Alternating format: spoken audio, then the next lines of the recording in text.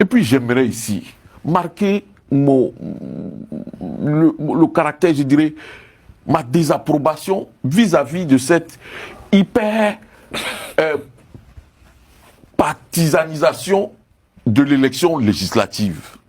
C'est-à-dire qu'on pense que dans ce pays-là, et on a fait, les partis politiques ont fait, ils ont réussi, que les élections législatives soient une affaire de partis politiques. Non, une élection législative n'est pas une affaire de partis politiques. C'est d'abord une affaire d'un élan d'un individu pour sa circonscription, pour sa région, pour ses partenaires. Celui qui se fait élire, il est le délégué, il est l'envoyé du peuple.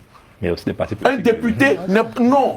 Il y a un parti politique, il a son maillot, il vient à l'Assemblée nationale, certes avec son maillot, mais quand il arrive, il est l'élu. Voilà pourquoi on parle d'élu de la nation. Ce n'est pas un parti politique qui envoie ses représentants, c'est le peuple qui envoie ses représentants à l'Assemblée nationale. Faut qu'on comprenne cela. Qui projet d'un parti politique. Faut qu'on comprenne cela. Que ce sont les peuples, c'est les populations qui envoient leurs représentants. Ce n'est pas le parti politique qui envoie leurs représentants. Ne vous laissez pas distraire. Voilà la réalité. Non, je ne me laisserai pas distraire par les partisans de la guignollerie. Ça a changé aujourd'hui. Donc, pour dire simplement que cette élection-là, on entend la rater en Côte d'Ivoire parce que les partis politiques ont réussi, d'abord, à politiser la société ivoirienne. La société ivoirienne est hyper politisée. C'est une très bonne chose. Aujourd'hui, quand tu parles, je n'ai pas dit qu'elle n'a pas une... Je ne parle pas de la conscience politique du peuple. Je parle de la politisation de la société, c'est-à-dire au sens partisan du terme. C'est de ça qu'il s'agit en fait.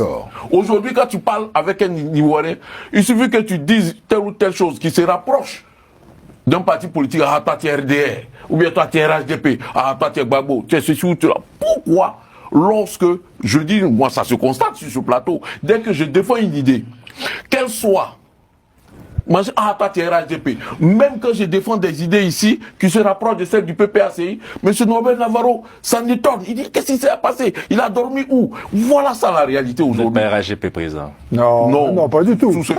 Tous ceux qui connaissent là où je pense, ils savent que, voilà, je ne suis pas partisan. Non, mais c'est une clarification très importante. Vous savez que ça commence à monter depuis. Il est bon de dire, non, ben, faut te calmer. Terminé. J'ai l'impression que chaque fois que je parle, non, mais il est heureux. Terminé.